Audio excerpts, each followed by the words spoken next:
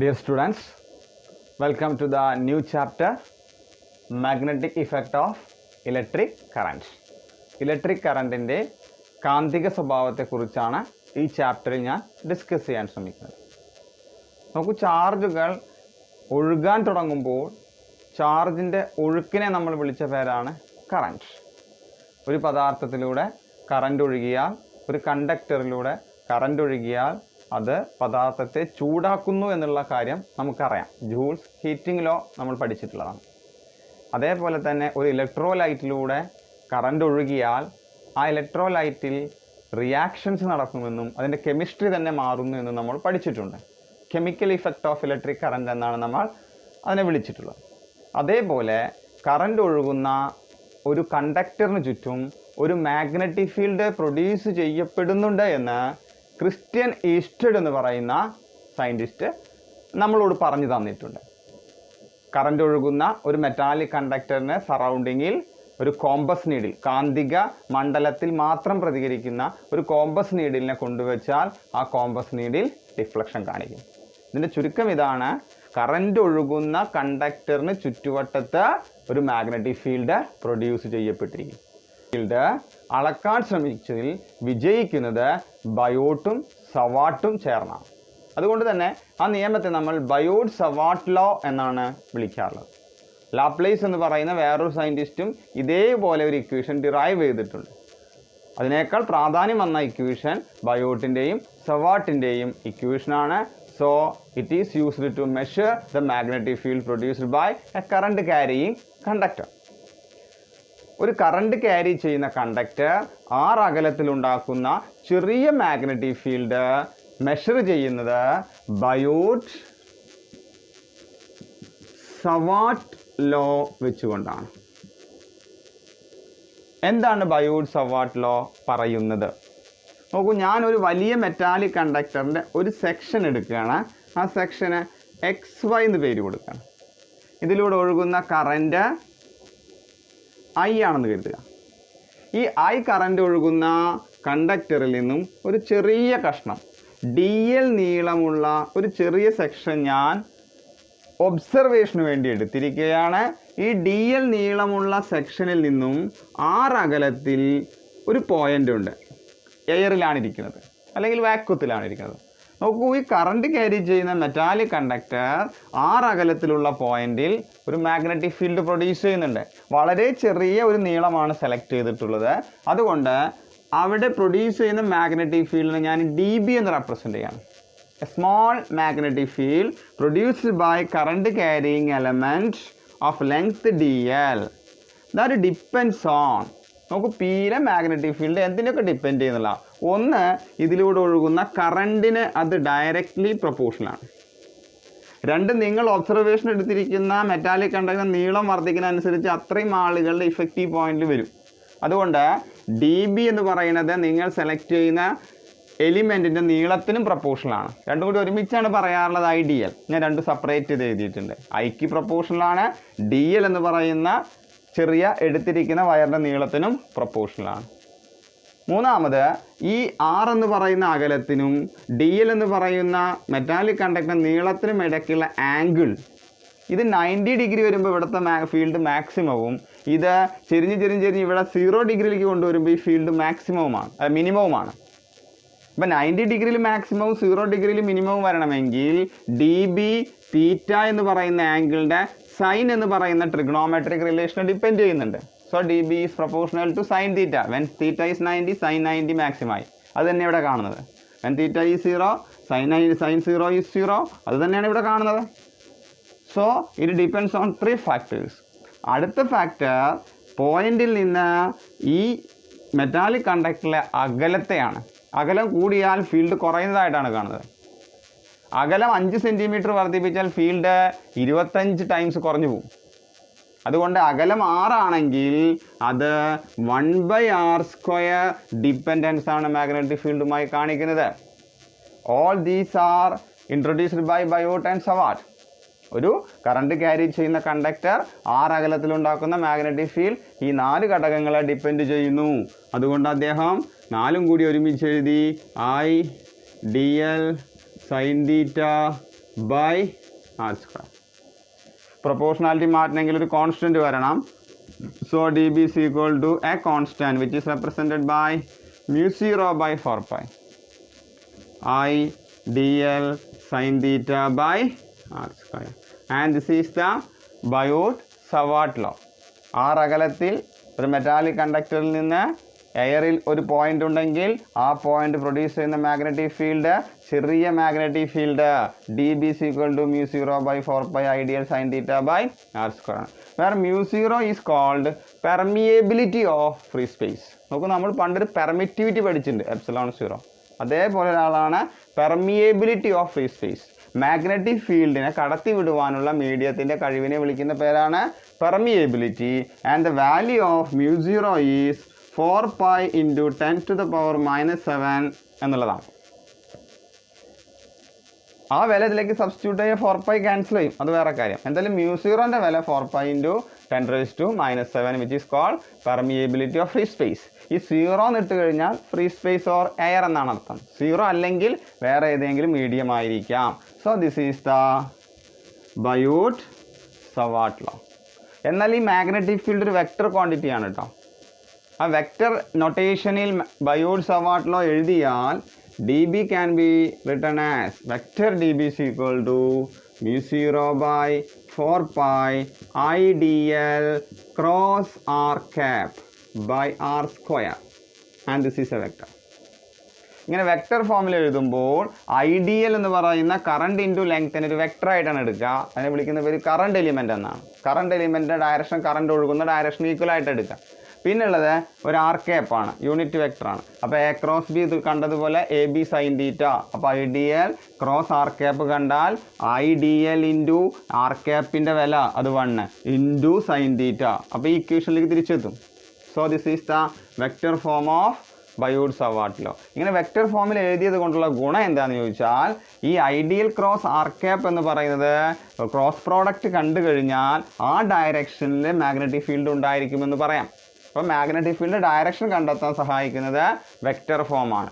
Ideal cross R cap എന്ന് പറഞ്ഞാൽ ഒരു സ്ക്രൂ എടുത്ത് ഐഡിയലിൻ്റെ ഡയറക്ഷനിൽ നിന്ന് ആർ ക്യാപ്പിൻ്റെ ഡയറക്ഷനിലേക്ക് തിരിച്ചാൽ സ്ക്രൂ എങ്ങോട്ടാണോ പോകുന്നത് ആ ഡയറക്ഷനിൽ മാഗ്നറ്റിക് ഫീൽഡ് ഉണ്ടായിരിക്കുമെന്നാണ് അർത്ഥം. ഈ ചിത്രത്തിൽ ഇതാണ് ഐഡിയലിൻ്റെ ഡയറക്ഷൻ, മുകളിലോട്ട്. ആർ ക്യാപ്പ് എന്ന് പറഞ്ഞാൽ ഈ ഡയറക്ഷൻ വരും, ആറിൻ്റെ ഡയറക്ഷൻ. അപ്പോൾ റൊട്ടേഷൻ നടത്തുന്നതാണ് ഇവിടുന്ന് ഇങ്ങോട്ട് തിരിക്കുക എന്നാണ് അർത്ഥം. ഒരു സ്ക്രൂ തിരിച്ചാൽ ഈ ബോർഡ് തുളച്ച് കയറി കണ്ട് ഉള്ളിലോട്ട് പോകും. അതുകൊണ്ട് direction of magnetic field D B is drawn in this manner perpendicular into the plane of the board. ഇങ്ങനെ മാഗ്നറ്റിക് ഫീൽഡ് ഡയറക്ഷനും കൂടി കണ്ടെത്താൻ സഹായിക്കുന്നത് വെക്റ്റർ ഫോമാണ്. And this magnetic field is measured in the unit tesla. Nikola Tesla എന്ന് പറയുന്ന സയൻറ്റിസ്റ്റിൻ്റെ ഓർമ്മയ്ക്ക് വേണ്ടി നമ്മൾ യൂണിറ്റ് മാഗ്നറ്റിക് ഫീൽഡ് മെഷർ ചെയ്യുന്ന യൂണിറ്റ് ടെസ്ല എന്നാണ് കൊടുത്തിട്ടുള്ളത്. Magnetic Lorentz force. ഒരു ചാർജ് ഒരു മാഗ്നറ്റിക് ഫീൽഡിൽ മൂവ് ചെയ്താൽ അതിൻ്റെ മുകളിലുണ്ടാകുന്ന ബലത്തെ വിളിക്കുന്ന പേരാണ് മാഗ്നറ്റിക് ലൊറാൻസ് ഫോഴ്സ്. നോക്കൂ, ഒരു ചാർജ് ഇലക്ട്രിക് ഫീൽഡിൽ ഇരുന്നാൽ അതിൻ്റെ മുകളിൽ ഒരു ഫോഴ്സ് ഉണ്ടാവും. ആ ഫോഴ്സിൻ്റെ ഇക്വേഷൻ എന്താ? F is equal to Q into E എന്നാണ്. വെച്ച ചാർജ് ഇൻറ്റു ഇലക്ട്രിക് ഫീൽഡ് എന്നാണ്. ഇലക്ട്രിക് ഫീൽഡ് വെറുതെ അവിടെ കൊണ്ടുവച്ചാൽ മതി, അപ്പം തന്നെ ഫോഴ്സ് ഉണ്ടാവും. എന്നാൽ ഒരു ചാർജിനെ നിങ്ങൾ മാഗ്നറ്റിക് ഫീൽഡിൽ കൊണ്ടുപോയി വെച്ചാൽ ചാർജ് Q എന്നുള്ളത് വെലോസിറ്റി 0 ആക്കി നിർത്തിയാൽ അതിൻ്റെ മുകളിൽ കിട്ടുന്ന ഫോഴ്സ് എന്ന് പറയുന്നത് 0 ആണ്. അപ്പോൾ ഇലക്ട്രിക് ഫീൽഡ് പോലെയല്ല magnetic field. Magnetic field charge റെസ്റ്റിലിരുന്നാൽ ഒരു ബലവും അതിൻ്റെ മുകളിലില്ല. എന്നാൽ ഈ പറയുന്ന ചാർജിനെ നിങ്ങൾ മൂവ് ചെയ്യിച്ചാൽ, ഒന്ന് മാഗ്നറ്റിക് ഫീൽഡിൻ്റെ അതേ ഡയറക്ഷനിൽ മൂവ് ചെയ്യിച്ച് നോക്കുക, അപ്പോഴും ചാർജിൻ്റെ മുകളിൽ യാതൊരു വിധത്തിലുള്ള ഫോഴ്സും അനുഭവപ്പെടുന്നതായിട്ട് നിങ്ങൾക്ക് കാണാൻ പറ്റില്ല. അതിൻ്റെ അർത്ഥം ഫോഴ്സ് ഈസ് 0 എന്നാണ്. അപ്പോൾ when charge is at rest, no force. The charge is at rest in a magnetic field, no force. If the charge is moving in the direction of magnetic field or parallel to the direction of magnetic field, no force. എന്നാൽ ഈ ചാർജിനെ നിങ്ങൾ magnetic ഫീൽഡിന് perpendicular ഡയറക്ഷനിൽ move ചെയ്യിച്ചാൽ നേരെ പോകുന്ന charge വളഞ്ഞ് സഞ്ചരിക്കാൻ തുടങ്ങും, സർക്കുലർ പാതയിൽ മൂവ് ചെയ്യാൻ തുടങ്ങും. നോക്കൂ, നേരെ പോകുന്ന ചാർജിനെ വൃത്താകാരമായ പാതയിൽ കറക്കണമെങ്കിൽ അവിടെ ഒരു പുതിയ ബലം പ്രത്യക്ഷപ്പെട്ടു എന്നാണ് അർത്ഥം. അപ്പോൾ ചാർജ് മാഗ്നറ്റിക് ഫീൽഡിൽ പാരലൽ അല്ലാത്ത ഒരു ആംഗിളിൽ മൂവ് ചെയ്താൽ അതിൻ്റെ മുകളിൽ ഒരു ഫോഴ്സ് ഉണ്ടാവും. ആ ഫോഴ്സ് ചാർജിൻ്റെ വേഗത കൂട്ടിയാൽ വർദ്ധിക്കും. ചാർജ് ഇരിക്കുന്ന മാഗ്നറ്റിക് ഫീൽഡിൻ്റെ വില കൂട്ടിയാൽ അതിനനുസരിച്ചും വർദ്ധിക്കും. വെച്ചിരിക്കുന്ന ചാർജിൻ്റെ അളവ് കൂട്ടിയാൽ അതിനനുസരിച്ചും വർദ്ധിക്കും. So I can right F proportional to Q, F proportional to V, F proportional to B. മൂന്നാളും ഒരുമിച്ച് എഴുതിയിരിക്കാം. അതുകൂടാതെ ആംഗിൾ 0 ആയാൽ ഈ ബലമില്ല, ആംഗിൾ 90 ഡിഗ്രി ആയാൽ ഈ ബലം മാക്സിമം ആയിട്ട് വരും. അതിൻ്റെ ഇടയ്ക്കുള്ള ആംഗിളിൽ ചെറിയ ബലങ്ങളും ഉണ്ടാവും. അപ്പോൾ തീറ്റ 0 ഡിഗ്രിയിൽ മിനിമവും 90 ഡിഗ്രിയിൽ മാക്സിമം ആണെങ്കിൽ ഈ പറയുന്ന ഫോഴ്സ് തീറ്റയുടെ സൈൻ എന്ന് പറയുന്ന ട്രിഗണോമെട്രിക് റിലേഷനെയും ഡിപ്പെൻഡ് ചെയ്യുന്നുണ്ട്. അപ്പോൾ ക്യൂണ്ട്, വീണ്ട് സൈൻ തീറ്റയുണ്ട്. That means F equal to a constant വില 1 ആണെങ്കിൽ Q into V B sine theta എന്ന് എഴുതാം. That is F is equal to Q into V cross B. Now velocity and magnetic field is a vector, therefore force also can be written as a vector. And this is the equation of force acting on a moving charge in a magnetic field. ഒരു charge ഒരു magnetic ഫീൽഡിൽ move ചെയ്ത് കഴിഞ്ഞാൽ അതിൻ്റെ മുകളിൽ കിട്ടുന്ന ഫോഴ്സിൻ്റെ ഇക്വേഷനാണ് F is equal to Q into V cross B. അപ്പോൾ Q into V cross B എന്ന് പറഞ്ഞാൽ അർത്ഥം ചാർജിൻ്റെ മുകളിൽ ബലം കിട്ടണമെങ്കിൽ തീറ്റ 0 ഡിഗ്രി ആവരുത്. തീറ്റ 0 ഡിഗ്രി ആണെങ്കിൽ F 0 ആയി. ഒരു പ്രത്യേക തരം ബലമാണിത്. തീറ്റ 90 ഡിഗ്രി വന്നാൽ ഈ ഫോഴ്സിൻ്റെ വില മാക്സിമം ആണ്. മാക്സിമം വില എന്ന് പറയുന്നത് ഇത്രയാണ്, F maximum is equal to QV. ഈ മാക്സിമം ഫോഴ്സിൻ്റെ ഫലമായി നേരെ പോകുന്ന ചാർജ് വളയാൻ തുടങ്ങും. വളയ്ക്കുക മാത്രമേ ചെയ്യുള്ളൂ, വേഗതയിൽ വർധനവും സംഭവിക്കില്ല. അതെങ്ങനെയാണ് നമുക്ക് നോക്കാം. എന്തായാലും മൂവിങ് ചാർജിൻ്റെ മുകളിൽ കിട്ടുന്ന മാഗ്നറ്റിക് ഫീൽഡിൽ അനുഭവപ്പെടുന്ന ബലത്തിൻ്റെ പേരാണ് magnetic Lorentz force. And equation is F is equal to Q into P cross B. അത് മൂവ് ചെയ്യുന്നത് ഒരു ഇലക്ട്രിക് ഫീൽഡും മാഗ്നറ്റിക് ഫീൽഡും ഉള്ള സ്ഥലത്താണെങ്കിൽ ലോറൻസ് ഫോഴ്സിൻ്റെ equation F is equal to Q into V cross B plus electric ഫീൽഡിൻ്റെ force F is equal to QE ആയിരിക്കും. This is the total magnetic Lorentz force. നമുക്ക് ഫോഴ്സിൻ്റെ ഡയറക്ഷൻ വി ക്രോസ് ബിയുടെ ഡയറക്ഷൻ ആവും. വെലോസിറ്റിയും മാഗ്നറ്റിക് ഫീൽഡും തമ്മിൽ ക്രോസ് പ്രോഡക്റ്റ് കണ്ടാൽ സ്ക്രൂ തിരിച്ചാൽ കിട്ടുന്ന ഡയറക്ഷനിലായിരിക്കും ഫോഴ്സിൻ്റെ ഡയറക്ഷൻ വരുന്നത്. ചുരുക്കി പറഞ്ഞാൽ ഫോഴ്സിൻ്റെ ഡയറക്ഷൻ വെലോസിറ്റിക്കും പെർപെൻഡിക്കുലർ ആണ്, മാഗ്നറ്റിക് ഫീൽഡിനും പെർപെൻഡിക്കുലർ ആയിരിക്കും. ഇത് ഒരു ചാർജിൻ്റെ മുകളിൽ അനുഭവപ്പെടുന്ന ഫോഴ്സാണ്. മൂവിങ് ചാർജിനെ പെർപെൻഡിക്കുലർ മാഗ്നറ്റിക് ഫീൽഡ്. നമുക്ക് മാഗ്നറ്റിക് ലോറൻസ് ഫോഴ്സ് മാക്സിമം കിട്ടണമെങ്കിൽ വെലോസിറ്റിക്കും മാഗ്നറ്റിക് ഫീൽഡിനും ഇടയ്ക്ക് വരുന്ന ആംഗിൾ 90 ഡിഗ്രിയാണ് മതി. അങ്ങനെ 90 ഡിഗ്രി നിൽക്കുന്ന ഒരു മാഗ്നറ്റിക് ഫീൽഡ് ഹൊറിസോണ്ടലായി നിൽക്കുന്നു, ചാർജ് വെർട്ടിക്കലായിട്ട് മൂവ് എന്ന് കരുതുക. ഇങ്ങനെ മൂവ് ചെയ്യുന്ന ചാർജ് 90 ഡിഗ്രി പ്രൊഡ്യൂസ് ചെയ്തുകൊണ്ടാണ് മേലേക്ക് മൂവ് ചെയ്യുന്നത്. ഈ 90 ഡിഗ്രിയിൽ മൂവ് ചെയ്യുന്ന ചാർജിൻ്റെ മുകളിൽ മാക്സിമം ലോറൻസ് ഫോഴ്സ് ഉണ്ടാവും. അത് QVB ആയിരിക്കും. ആ മാഗ്നറ്റിക് ലോറൻസ് ഫോഴ്സിൻ്റെ ഫലമായി വി ക്രോസ് ബി ഡയറക്ഷനാണ്. നേരെ പോകുന്ന ചാർജിൻ്റെ മുകളിൽ ഉള്ളിലേക്ക് നിൽക്കുന്ന ഒരു ഫോഴ്സ് ഉണ്ടാവും.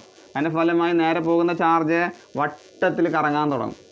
ഇപ്പോൾ 90 ഡിഗ്രി മാഗ്നറ്റിക് ഫീൽഡിൽ നിൽക്കുന്ന ഒരു സ്ഥലത്ത് ചാർജ് സർക്കുലാർ പാതയായിരിക്കും സ്വീകരിക്കുന്നത്. കൃത്യം സർക്കുലാർ പാതയിൽ കറങ്ങിക്കൊണ്ടിരിക്കും. 90 ഡിഗ്രിയാണ് എപ്പോഴും കിട്ടുന്നതെങ്കിൽ ആ സർക്കിളിൻ്റെ റേഡിയസ് R ആണെന്ന് വിചാരിക്കുക.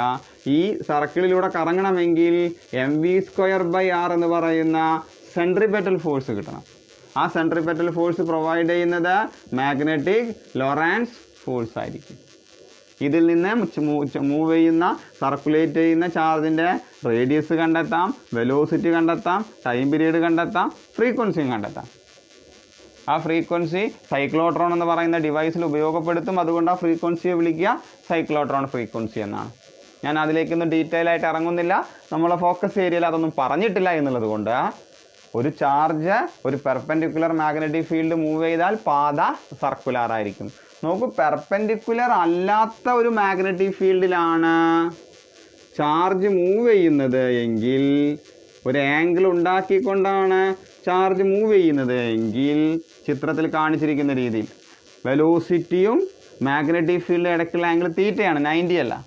അങ്ങനെയെങ്കിൽ ഈ വെലോസിറ്റിയുടെ ഇങ്ങോട്ടുള്ള കഷ്ണത്തെ വി കോസ് തീറ്റ എന്ന് വിളിക്കാം, ഇങ്ങോട്ടുള്ള കഷ്ണത്തെ വി സൈൻ തീറ്റ എന്ന് വിളിക്കാം. ഇതിൽ വി കോസ് തീറ്റ മാഗ്നറ്റിക് ഫീൽഡിന് പാരലൽ ആയതുകൊണ്ട് തീറ്റ 0 ആയിരിക്കും. തീറ്റ 0 ആയാൽ ഈ കഷ്ണത്തിൻ്റെ മുകളിൽ ലൊറാൻസ് ഫോഴ്സ് ഇല്ല. അപ്പോൾ ഈ കഷ്ണം വെലോസിറ്റി മാത്രമായിട്ട് അങ്ങോട്ട് നിൽക്കുന്നുണ്ടാവും. എന്നാൽ ഈ കഷ്ണം പെർപെൻഡിക്കുലറാണ്, 90 ഡിഗ്രിയാണ് മാഗ്നറ്റിക് ഫീൽഡുമായി ഉണ്ടാക്കുന്നത്. അതുകൊണ്ട് മുകളിലേക്ക് മൂവ് ചെയ്യുന്ന വെലോസിറ്റി കമ്പോണൻറ്റിനെ ഈ മാഗ്നറ്റിക് ഫീൽഡ് വട്ടത്തിൽ കറക്കും, ഇവിടെ പറഞ്ഞതുപോലെ.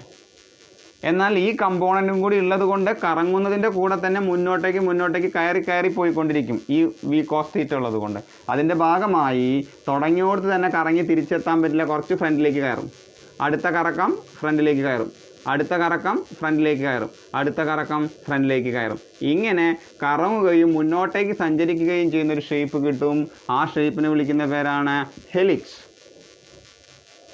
അതുകൊണ്ട് മാഗ്നറ്റിക് ഫീൽഡും ചാർജിൻ്റെ വെലോസിറ്റിയുടെ ഇടയ്ക്കുള്ള ആംഗിൾ 0ക്ക് 90 ഡിഗ്രിക്ക് ഇടയ്ക്കാണെങ്കിൽ പാത ഹെലിക്സ് ആവും, 90 ഡിഗ്രി ആണെങ്കിൽ എക്സാക്റ്റ് സർക്കുലാർ പാതയും ആയിരിക്കും. ലൊറാൻസ് ഫോഴ്സ് ആണ് കറണ്ട് ക്യാരിയിങ് കണ്ടക്ടർ. ഒരു കറണ്ട് ക്യാരി ചെയ്യുന്ന കണ്ടക്ടറിൻ്റെ മുകളിൽ ലൊറാൻസ് ഫോഴ്സ് ഉണ്ടാകുമോ, ഉണ്ടെങ്കിൽ എത്ര എന്നാണ് ഇവിടെ പറയാൻ ശ്രമിക്കുന്നത്. നമുക്കൊരു മെറ്റാലിക് കണ്ടക്ടർ L നീളമുള്ളത് എടുത്തിട്ടുണ്ട്. അതിൻ്റെ ഒരു കഷ്ണം ഇവിടെ മുറിച്ചു കൊടുന്ന് വെച്ചിരിക്കുക. അതിൽ കറണ്ട് ഇവിടെ നിന്ന് അങ്ങോട്ട് പോകുന്നുണ്ട്. അതിൻ്റെ അർത്ഥം ഇലക്ട്രോൺസ് നേരെ ഓപ്പോസിറ്റ് ഡ്രിഫ്റ്റ് ചെയ്യുന്നുണ്ട്. ഓപ്പോസിറ്റ് ഡ്രിഫ്റ്റ് ചെയ്യുന്ന വെലോസിറ്റിയാണ് VD എന്ന് കരുതുക. അങ്ങനെയെങ്കിൽ ഇലക്ട്രോൺസ് മൂവ് ചെയ്യുന്ന മെറ്റാലിക് കണ്ടക്ടറിലേക്ക് ഒരു പെർപെൻഡിക്കുലർ മാഗ്നറ്റിക് ഫീൽഡ് അപ്ലൈ ചെയ്തിട്ടുണ്ട് B. മാഗ്നറ്റിക് ഫീൽഡിൽ ചാർജ് പെർപെൻഡിക്കുലർ ആയിട്ട് മൂവ് ചെയ്താൽ ഒരു മാക്സിമം ഫോഴ്സ് ഉണ്ടാവും, നമ്മൾ പഠിച്ചിട്ടുണ്ട്, ലൊറാൻസ് ഫോഴ്സ്. അപ്പോൾ ഈ ഇലക്ട്രോണിൻ്റെ മുകളിൽ ലൊറാൻസ് ഫോഴ്സ് ഉണ്ടാകും. ഇതിലൂടെ ഒഴുകുന്ന കറണ്ടിൻ്റെ ഒരു ഇക്വേഷൻ സെക്കൻഡ് ചാപ്റ്ററിൽ ഇങ്ങനെയുണ്ട്, I = N × A × VD × E. മനസ്സിൽ വെച്ചേക്കാം. അപ്പോൾ ഈ ഇലക്ട്രോണിൻ്റെ മുകളിൽ ഉണ്ടാകുന്ന ലൊറാൻസ് ഫോഴ്സ് ജനറൽ ഇക്വേഷൻ ഇങ്ങനെ എഴുതാം, F = Q × V × V. ഒരു ഇലക്ട്രോണിൻ്റെ മുകളിൽ ഉണ്ടാകുന്ന force E × VD, drift velocity × magnetic field, VD × B × single electron. Electron negative ആയതുകൊണ്ട് -8 എന്ന് മാത്രമേ ഉള്ളൂ കേട്ടോ.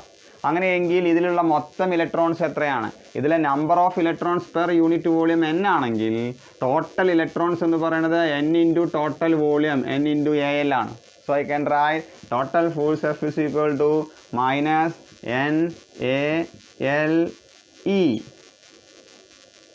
× VD × B. ഇതിൽ NaVDE എന്നുള്ളത് കറണ്ടിൻ്റെ ഇക്വേഷനാണ്. അത് ഇലക്ട്രോണിക് കറണ്ട് ആയതുകൊണ്ട് മൈനസും കൂടി ചേർത്ത് എഴുതിയാൽ ബാക്കി വരുന്നത് I2, ബാലൻസ് വരുന്നത് L2. You get IL × B. IL is a vector, so force vector F = IL × B. This is the magnetic Lorentz force acting on a current carrying conductor when it is placed in a magnetic field. നമുക്കൊരു metallic conductor magnetic field തൂക്കിയിട്ടാൽ ഒരു force ഉണ്ടാവും. ആ ഫോഴ്സിൻ്റെ direction എങ്ങോട്ടാ? IL × B direction ആവും. Current ഒഴുകുന്ന direction, magnetic ഫീൽഡിൻ്റെ direction ഇതിന് രണ്ടിനും perpendicular ആയിരിക്കും. IL × B കാണുക എന്ന് പറഞ്ഞാൽ Iൻ്റെ ഡയറക്ഷനിൽ Bയിലേക്ക് തിരിക്കുക. So this is the rotation. Rotation ആൻറ്റി ക്ലോക്ക് വൈസാണ്, ലെഫ്റ്റ് ഹാൻഡാണ്. അപ്പോൾ നേരെ ബോർഡിൻ്റെ പുറത്തേക്കാണ് ആ ഫോഴ്സ് നിൽക്കുന്നുണ്ടായിരിക്കുക. ഈ ഫോഴ്സ് കണ്ടെത്തുന്നതിന് വേണ്ടി ഫ്ലെമിങ്സ് ലെഫ്റ്റ് ഹാൻഡ് റൂൾ എന്ന് പറയുന്ന ഒരു നിയമം കൂടി ഇൻട്രൊഡ്യൂസ് ചെയ്തിട്ടുണ്ട്. ഫ്ലെമിങ്ങിൻ്റെ ലെഫ്റ്റ് ഹാൻഡ് റൂൾ പറയുന്ന ഇതാണ്: ഇടത്തെ കൈയിലെ ഈ 3 വിരലുകൾ, 4 finger, middle finger, thumb, mutually perpendicular ആയിട്ട് പിടിച്ചാൽ, അതിൽ 4 ഫിംഗർ മാഗ്നറ്റിക് ഫീൽഡും മിഡിൽ ഫിംഗർ കറൻറ്റുമാണെങ്കിൽ തമ്പ് കാണിക്കുന്നത് ഫോഴ്സിൻ്റെ ഡയറക്ഷൻ ആയിരിക്കും. എന്താ ചെയ്തത്? ഇടത്തെ കൈയിലെ 3 വിരലുകൾ 90 ഡിഗ്രി വരുന്ന രീതിയിൽ പിടിച്ച് 4 ഫിംഗർ മാഗ്നറ്റിക് ഫീൽഡിൻ്റെ ഡയറക്ഷനിലേക്ക് ചൂണ്ടുക, മിഡിൽ ഫിംഗർ കറണ്ടിൻ്റെ ഡയറക്ഷനിലേക്ക് ചൂണ്ടുക, എങ്കിൽ തമ്പ് ഫോഴ്സിൻ്റെ ഡയറക്ഷനിലായിരിക്കും. 4 ഫിംഗർ മാഗ്നറ്റിക് ഫീൽഡ് പിടിച്ചു, middle finger current, then thumb ഈ ബോർഡിൽ നിന്ന് പുറത്തേക്കാം. അപ്പോൾ തമ്പിൻ്റെ ഡയറക്ഷനിലായിരിക്കും മാഗ്നറ്റിക് ലൊറാൻസ് ഫോഴ്സ് ആക്ട് ചെയ്യുക. This is called Fleming's left hand rule, which is used to find the direction of force acting on a current carrying conductor placed in a magnetic field. Magnetic field due to a circular ring. ഒരു current carry ചെയ്യുന്ന circular ring produce ചെയ്യുന്ന magnetic field.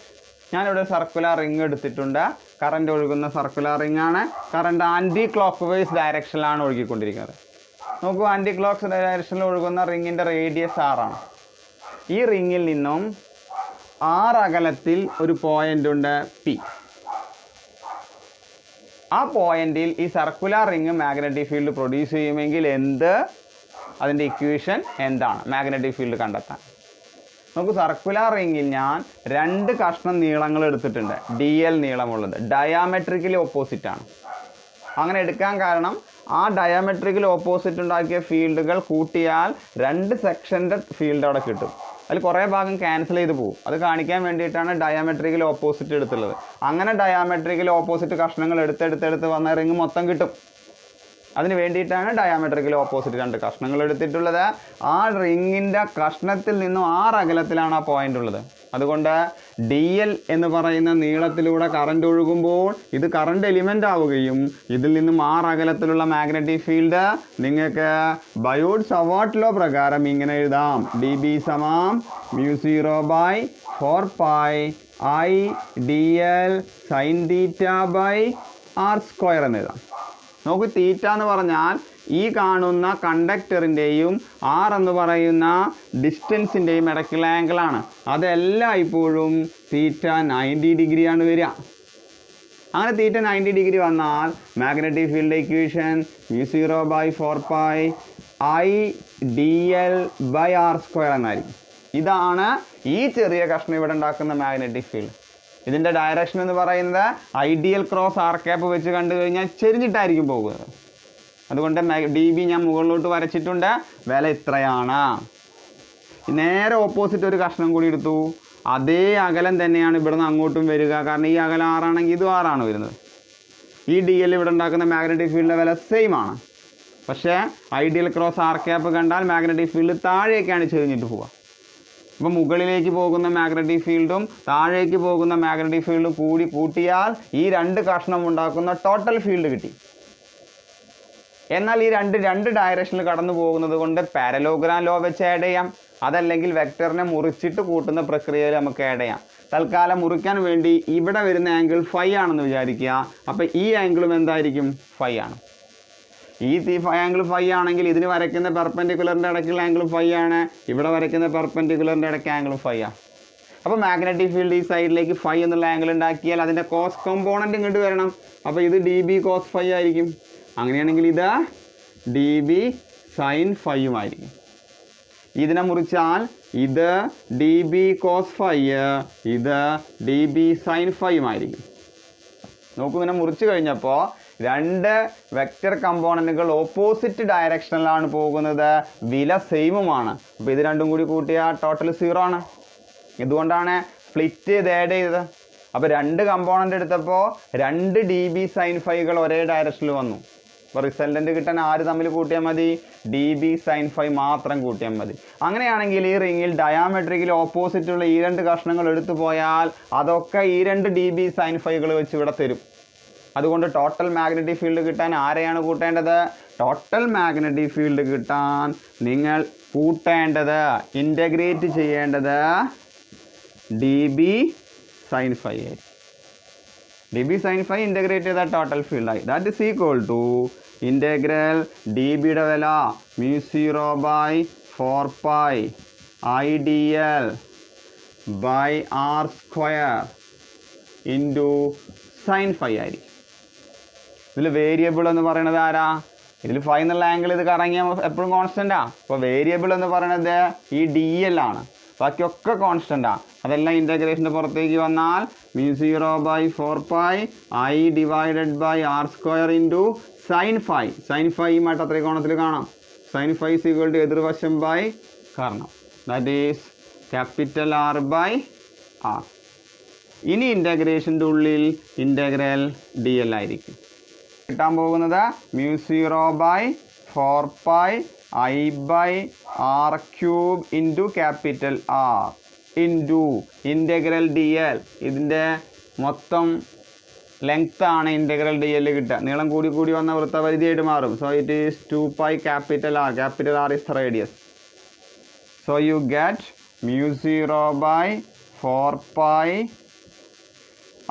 Into R into R² ഒരു pi. അപ്പോൾ ഞാൻ അതുകൊണ്ട് ഇതിനെ πr² എന്ന് എഴുതുകയാണ്. ഒരു ഇക്വേഷൻ കിട്ടാൻ വേണ്ടിയിട്ടാണ്.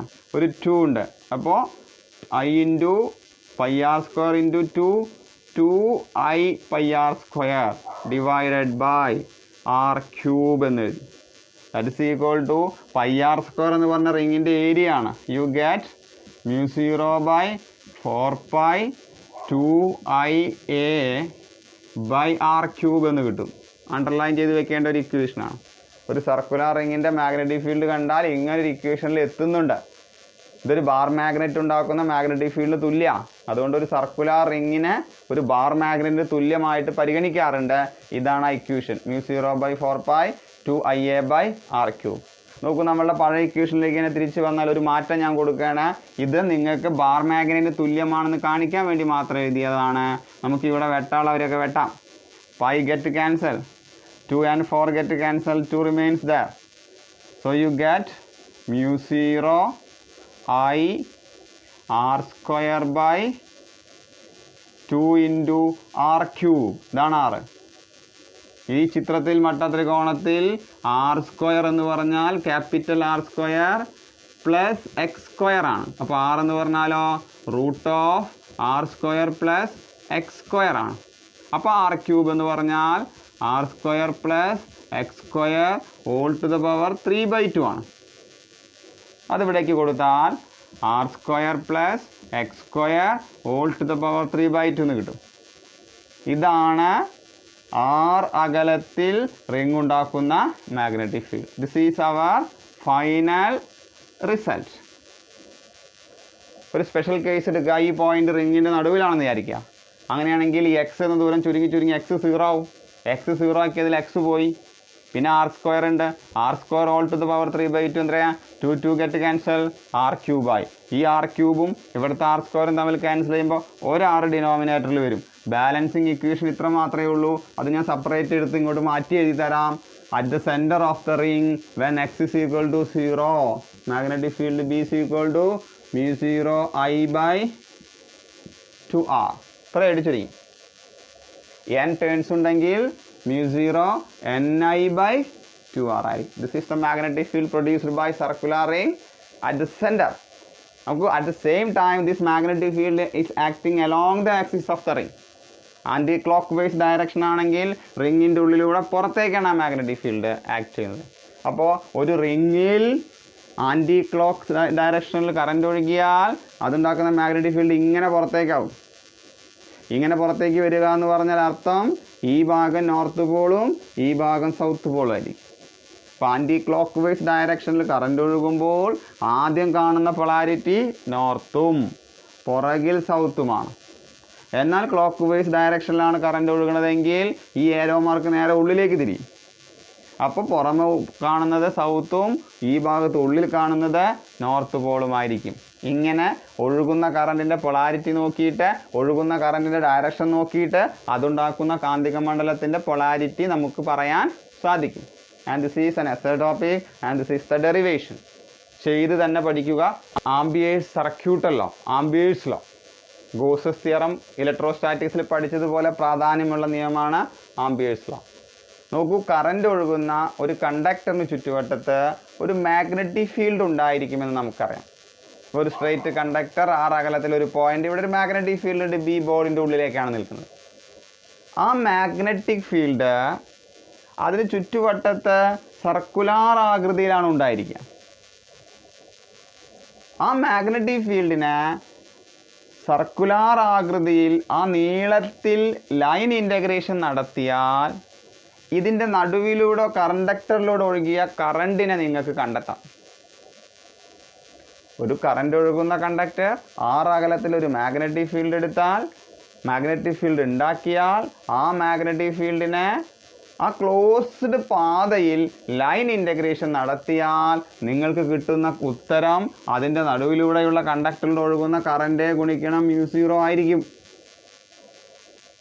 ഒരു മാഗ്നറ്റിക് ഫീൽഡിന് ലൈൻ ഇൻ്റഗ്രേഷൻ നടത്തിയാൽ B.dl കണ്ടാൽ നിങ്ങൾക്ക് അതിലൂടെ ഒഴുകുന്ന കറണ്ട് ഗുണിക്കണം μ0 കിട്ടും. This is called Ampere's theorem.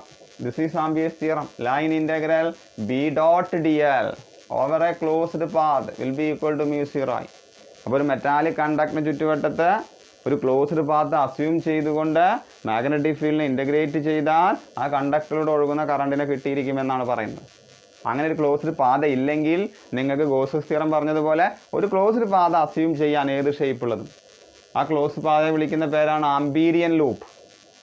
Ampere സർക്യൂട്ടിലോ apply ചെയ്യുന്നതിന് വേണ്ടി നമ്മൾ അസ്യൂം ചെയ്തെടുക്കുന്ന ക്ലോസ്ഡ് പാത്തിനെ വിളിക്കുന്ന പേരാണ് ആംപീരിയൻ ലൂപ്പ്. ആംപീരിയൻ ലൂപ്പിൽ മാഗ്നറ്റിക് ഫീൽഡിനെ ലൈൻ ഇൻ്റഗ്രേഷൻ നടത്തിയാൽ μ0I ആയിരിക്കും. ഒരു തവണയാണ് കറണ്ട് അതിൻ്റെ ഉള്ളിലൂടെ കടന്നു പോകണമെങ്കിൽ. n ടൈംസ് കടന്നു പോകുന്നുണ്ടെങ്കിൽ അത് μ0n ആയിരിക്കും. ദിസ് ഈസ് കോൾഡ് ആംപിയർ സർക്യൂട്ടിലോ. നമുക്ക് ഇവിടെ തന്നെ പ്രൂഫ് കണ്ടെത്താം. നോക്കൂ, ഒരു മാഗ്നറ്റിക് ഫീൽഡ് സ്ട്രേറ്റ് കണ്ടക്ടറിന് ചുറ്റുവട്ടത്തുണ്ടാകുന്ന മാഗ്നറ്റിക് ഫീൽഡ് എന്ന് പറയുന്നത് μ0I/2πr ആണ്. നമുക്കറിയാവുന്നൊരു കാര്യം അത്. അതുകൊണ്ട് ഈ ക്ലോസ്ഡ് പാതയിൽ മാഗ്നറ്റിക് ഫീൽഡിനെ ലൈൻ ഇൻ്റഗ്രേഷൻ നടത്തുക എന്ന് പറഞ്ഞാൽ അർത്ഥം ലൈൻ ഇൻ്റഗ്രൽ B.dl കാണുക എന്നാണ്. B.dl കണ്ടാൽ അത് B.dl cos θ ആയിരിക്കും. ചിത്രത്തിൽ dl ഉള്ളിലേക്ക് b ഉള്ളിലേക്ക് θ0. അപ്പോൾ നമുക്ക് കിട്ടുക ലൈൻ ഇൻ്റഗ്രൽ B.dl cos 0 1 ആണ്. അപ്പോൾ B.dl cos θ എന്തായി മാറും? B.dl ആയി മാറും. ഈ B.dl-ൽ മാഗ്നറ്റിക് ഫീൽഡ് ചുറ്റുവട്ടത്ത് മൊത്തം കോൺസ്റ്റൻ്റാണ്. അത് ഇൻ്റഗ്രേഷൻ്റെ പുറത്തേക്ക് വരും. B into line integral dl എന്നായിരിക്കും. ബീൻ്റെ വില μ0I/2πr ആണ്.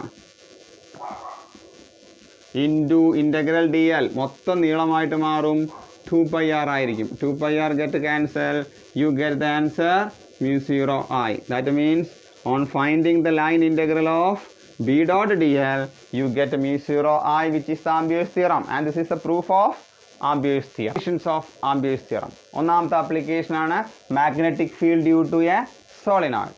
എന്താണ് ഒരു സോളിനോയിഡ് എന്ന് പറഞ്ഞാൽ?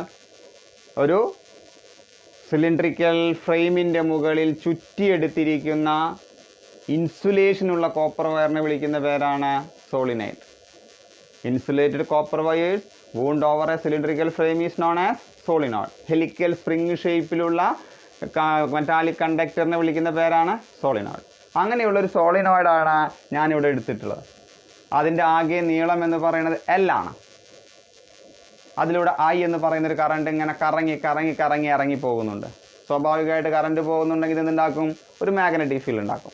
ഇതിൽ ആകെ ചുറ്റുകളുടെ എണ്ണം എന്ന് പറയുന്നത് ക്യാപിറ്റൽ N ആണെന്ന് വിചാരിക്കുക. Number of turns per unit length.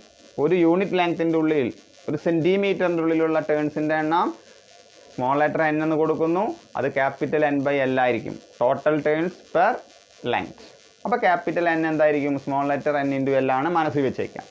ഈ സോളിനോയിഡ് ഉണ്ടാക്കുന്ന മാഗ്നറ്റിക് ഫീൽഡ് ആംപിയേഴ്സ് തിയറം ഉപയോഗിച്ചുകൊണ്ട് കണ്ടെത്താനാണ് പറയുന്നത്. ആംപിയേഴ്സ് തിയറം ഉപയോഗിക്കണമെങ്കിൽ എന്ത് വേണം? ഒരു ക്ലോസ്ഡ് പാത്ത് വേണം കറണ്ട് ഒഴുകുന്ന കണ്ടക്ടറിന് ചുറ്റുവട്ടത്ത്. ഇവിടെ അങ്ങനെ ഒരു ക്ലോസ്ഡ് പാത്ത് ഇല്ല. അപ്പം ഞാൻ ഇതിൻ്റെ ഉള്ളിൽ കടന്നു പോകുന്ന രീതിയിൽ ഒരു ക്ലോസ്ഡ് പാത സെലക്ട് ചെയ്യാണ്. ക്ലോസ്ഡ് പാത സർക്കിൾ ആവണമെന്ന് നിർബന്ധമൊന്നുമില്ല. ഏത് ഷേപ്പായിരിക്കാം? ക്ലോസ്ഡ് പാതയായിരിക്കാം. ആ ക്ലോസ്ഡ് പാതയെ ഞാൻ ABCD എന്ന് ലേബൽ ചെയ്യാണ്. It is a rectangular closed path passing through the solenoid. This is the Amperian loop. ഈ ക്ലോസ്ഡ് പാതയിൽ ലൈൻ ഇൻ്റഗ്രൽ നടത്തിയാൽ അത് μ0I-ക്ക് ഈക്വൽ ആയിരിക്കും. ശരിയല്ലേ? അതിൽ നിന്നും ഇയാളുണ്ടാക്കുന്ന മാഗ്നറ്റിക് ഫീൽഡ് നമുക്ക് കണ്ടെത്താം. നോക്കൂ, ഇത് പല റിങ്ങുകൾ അടുക്കി വെച്ചതുപോലെയാണ് സോളിനോയിഡ്. ഒരു റിങ് ഉണ്ടാക്കുന്ന മാഗ്നറ്റിക് ഫീൽഡ് ഈ റിങ്ങിൻ്റെ നടുവിലൂടെ പുറത്തേക്കാണ്. അപ്പോൾ ഈ ഒഴുകുന്ന കറണ്ട് പ്രൊഡ്യൂസ് ചെയ്യുന്ന മാഗ്നറ്റിക് ഫീൽഡിനെ എനിക്ക് ഇങ്ങനെ വരയ്ക്കാം. This is the direction of magnetic field. അതുകൊണ്ട് line integral B.dl over a closed path കണ്ടാൽ μ0I ആയിരിക്കും. n ടൈംസ് കറണ്ട് കറങ്ങുന്നുണ്ടെങ്കിൽ ഇത് μ0n ആയിരിക്കും. So this is amperes circuit അല്ല. ഇത് അപ്ലൈ ചെയ്തുകൊണ്ട് ഇയാളെ മാഗ്നറ്റിക് ഫീൽഡ് ഒന്ന് കണ്ടെത്താം. അപ്പോൾ B.dl കിട്ടുമ്പോൾ മൊത്തം ഇങ്ങോട്ട് എത്തണം കറങ്ങിയിട്ട്. അതുകൊണ്ട് ക്ലോസ്ഡ് പാതയെ 4 കഷ്ണമാക്കാണ്. A മുതൽ B വരെ ഇൻ്റഗ്രേഷൻ നടത്തണം. B to C വേണം, C to D വേണം, D to A ആയാൽ തുടങ്ങിയോടത്ത് തിരിച്ചെത്തി. അതുകൊണ്ട് ക്ലോസ്ഡ് പാത്ത് എന്നുള്ളത് ഞാൻ സെക്ഷൻ വൈസ് എഴുതിയാൽ ആദ്യത്തെ integration integral A to B B.dl, പിന്നെ ഇവിടെ നിന്ന് ഇങ്ങോട്ട് plus integral B to C B dot D L, പിന്നെ അവിടെ നിന്ന് ഇങ്ങോട്ട് plus integral C to D B dot D L plus integral D to A B dot D L. അത് is equal to mu zero N into I. ഈ എന്നിനെ നമുക്ക് ഇത് വെച്ച് റീപ്ലേസ് ചെയ്യാം. അപ്പോൾ നമുക്ക് ഓരോ ഇൻ്റഗ്രേഷനായി നടത്തിയാൽ integral B dot D L ഇവിടുന്ന് ഇങ്ങോട്ട് നടത്തിയാൽ ഫീൽഡും നീളവും ഒരേ ഡയറക്ഷനാണ്. അപ്പോൾ തീറ്റ 0. അപ്പോൾ ബി ഡോട്ട് ഡി എൽ കണ്ടു കഴിഞ്ഞാൽ നിങ്ങൾക്ക് വരാൻ പോകുന്നത്, ഞാൻ ഇവിടെ മാറ്റിയിട്ട് എഴുതുകയാണ്, വരാൻ പോകുന്നത് ബി ഇൻ്റഗ്രേഷൻ്റെ പുറത്തേക്ക് വന്നു, integral A to B D L plus അടുത്ത B dot D L, B അങ്ങോട്ട് ഡി എൽ ഇങ്ങോട്ട്. ഈ കേസിൽ തീറ്റ 90 ഡിഗ്രി വരും. തീറ്റ 90 വന്ന കോസ് 90 വന്ന് 0 ആയി പോവും. അപ്പോൾ അത് 0 ആയി. അടുത്ത സ്റ്റെപ്പിൽ ഇവിടെ നിന്ന് ഇങ്ങോട്ടുള്ളതാണ് മാഗ്നറ്റിക് ഫീൽഡ് അങ്ങോട്ട്, ലെങ്ത് ഇങ്ങോട്ട്. പക്ഷേ ഇവിടെ ഒരു പ്രശ്നം, ഒരു സോളിനോയിഡ് അതിൻ്റെ പുറത്തുണ്ടാക്കുന്ന മാഗ്നറ്റിക് ഫീൽഡിൻ്റെ വില ഏകദേശം 0 ആണ്. അതുകൊണ്ട് മൂന്നാമത്തെ ടേമിൽ ബി തന്നെ 0 ആയി പോയി. So all terms will be 0. Next term will be D to A B dot D L. B അങ്ങോട്ട് ഡി ടു എ 90 ഡിഗ്രി ആംഗിളാണ് പ്രൊഡ്യൂസ് ചെയ്യുന്നത്. So third term also 0. That equal to mu zero N I. N is equal to N into L. For mu zero small letter N into L into I ആയിരിക്കും Ampere's തിയറത്തിൻ്റെ right hand side വരുന്നത്. That means B into integral d l, A മുതൽ B വരെ നീളത്തെ കൂട്ടിയാൽ അത് സോളിനോയിൻ്റെ നീളമാണ്. So I can write B into l is equal to mu zero n l into i. L get cancel, you get B is equal to mu zero N i. And this is the magnetic field produced by a solenoid at its interior part. നോക്കി രണ്ട് എൻഡിലെത്തുമ്പോൾ field flux lines ഒന്ന് അകന്നിട്ടുണ്ടാവും. അപ്പോൾ ഫീൽഡിൻ്റെ strength കുറയും. At the end points magnetic field B will be mu zero N i by 2 only. ഞാൻ പകുതി ഉണ്ടാവുള്ളൂ ഉള്ളിലുള്ളത്. ഏറ്റവും ശക്തി കൂടിയ മാഗ്നറ്റിക് ഫീൽഡ് സോളിനോയിഡിൻ്റെ ഉൾഭാഗത്താണ്.